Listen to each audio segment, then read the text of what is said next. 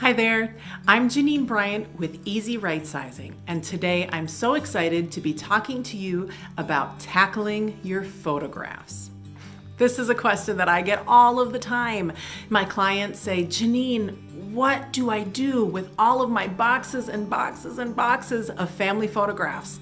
They feel overwhelmed by them. And if it's a client who's moving out of a large home and downsizing to a townhome, or maybe it's an apartment at a retirement community, they feel like, gosh, I don't think I'm gonna have room to keep all of these photos.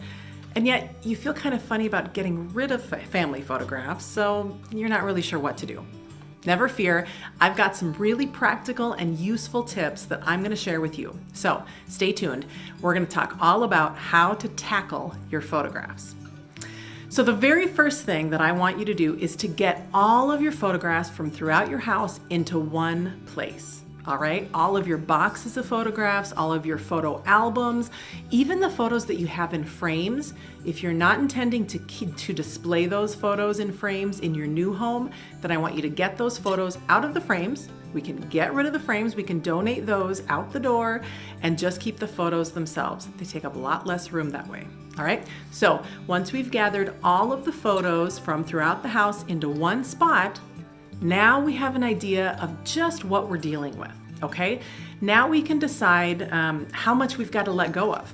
Because once we have them all in one place, now we know, are we talking about 3 boxes of photos, or do you have something more like 30 boxes of photos, okay?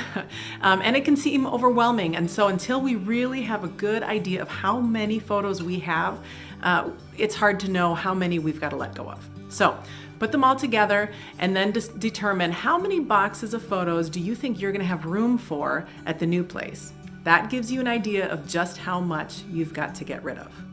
And yes, you heard that right, because step number 2 is to weed out the photos that you no longer want to keep.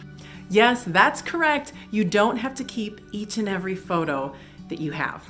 And I'm going to talk through a short list of the kinds of photos that you can let go of when you're weeding out.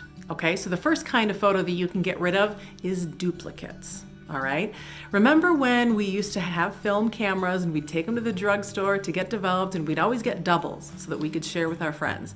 Well, any doubles that you still have left over, you can get rid of. And by get rid of, I mean you can toss them, or you can pass them on to family or friends who might want them. The second kind of photo that you can get rid of are scenery shots. Okay, this lots of times comes from vacations that we've taken. Maybe you visited the Rocky Mountains back in 1974 and you took a whole bunch of pictures of mountains and trees and wildlife. Guess what? You probably don't enjoy looking at those photos as much anymore. Okay, those scenery shots are really great and fun in the short term, but they often don't last the test of time. So get rid of scenery shots, get rid of photos that don't have people in them, all right? Because remember, the people are the ones that we really care about the most. So that's the second category. Another kind of category of photos that you can get rid of are photos from an event that was very well documented. So maybe it was your cousin's baby shower that you threw for her in 1988, all right? Maybe you took 50 photos at that occasion. Now, in 2019, do you still need 50 photos of that baby shower, or would 10 photos suffice? Maybe a couple shots of the whole group and a couple shots of the mother-to-be, and that's probably it, right? So those are the kind of shots, events that were well documented.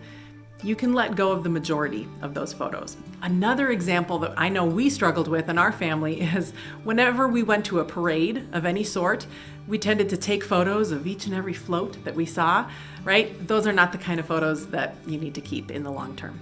Are you beginning to understand how I can say that you really don't need to keep each and every photo that you have? All right. Another category of photos you can get rid of: people you don't know. So this is really difficult when we're talking about those really old photos that we have, those black and white photos from generations past, and you think to yourself, this might be a relative. I'm not really sure. I don't know what the person's name is, and I don't know if they're a relative or not. But here's the thing, if you don't know who that person is, just keeping that photo in a box is not going to help you discover who that photo is, okay? So in the age of modern technology, there are a few really great things you can do. You can take a picture, even you can take a picture of that picture with your phone. You can put it up on your Facebook page. Maybe someone that your Facebook friends with would know who that person is. Maybe it's someone from your hometown, or maybe it was your a distant relative of some sort. So you can try that method of trying to figure out who that person is. You can ask your siblings, you can ask your cousins, you can ask any kind of family members that you still have contact with, because someone might know who that person is. And maybe that picture will be much more meaningful to someone else who actually recognizes that person, all right? After that, I say if you've done your due diligence to try to figure out who this person is in this photograph and you still don't know who they are, then you can let go of that photo. Yes, even if it's a black and white photo, even if it's a really old photo, say a prayer, give it a kiss, let it go. You're not going to automatically figure out who that person is and suddenly that photo is going to mean a lot to you just because you keep it in a cardboard box in your basement. Okay? So let it go. The next category of photos that you don't need to keep anymore is photos of people you don't like. Right? I mean, what's the point of keeping photos around of people that you don't particularly care for? So that's another kind of photo that you can feel free to pass on. Okay, again, maybe give it to someone who you think would appreciate it, or you can just say a prayer and toss it. The last category of photos that I think that you can get rid of is photos of you where you do not particularly look very good. All right, photos of you that are not particularly flattering. You do not need to keep those. As the person who owns the photos, you get to curate those photos and you get to shape history a little bit. So feel free to get rid of those photos that are not the most flattering of you. So after you've gone through this process and you've gotten rid of the photos that don't mean a lot, they don't contain pictures of people that you know or that you like, or maybe contain pictures of people at all, now you've got a smaller set of photos to deal with, all right? The next step is to categorize those photos. And you can use a variety of ways of categorizing them. Maybe you want to categorize them as different sides of the family. Okay, so this is your paternal side of the family, this is your maternal side of the family. Or you might choose to categorize them by year, which might get kind of difficult depending on how many photos you have. For me and my family, I chose to categorize them by decades. Okay, so these are the 1960s photos, these are the 1970s photos, and so forth. But find some way of categorizing them. Putting them into those photo boxes is a great way of keeping the photos tidy and separate into their separate categories, and those photo boxes don't take up too much space. Finally, the last step in dealing with your photographs is to digitize them and back them up. Now, there's a few different ways you can do this. You can digitize them yourself. That means running them through a scanner yourself, if you know how to do that and if you want to spend the time to do that. This is what I did for my family's photos a few years ago, and let me tell you, it is a very time-consuming process. So be careful that you know what you're getting into.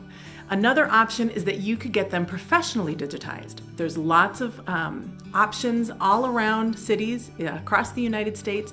There's also sites online that advertise that service, and you can box up your photos and send them to someone else. They will digitize them and they will send you the files electronically. They'll also send you back the originals so that you've got those photos that are digitized. You can now store them on your computer. And now wait, they're only safe if you then back up that data, because what we don't want is for you to digitize all of your photos and then guess what? Your computer crashes. That would be terrible. So there are online backup services that will allow you to back up that data so that your photos are safe for generations to come. Another great advantage of having those photos digitized is that now they can easily be shared with your family members, with your friends, no matter the distance. You can share photos easily with someone on the other side of the world if you wanted to. So those are my top tips for dealing with your photographs. I hope that you find them helpful, and that I hope that you put them into practice, and that you gather all your photos together, you weed through them, you sort them, and you digitize them and back them up. Thanks for watching. If you found this video helpful, please give us a thumbs up and check out the other videos in my series and my website at easyrightsizing.com. Thanks for watching.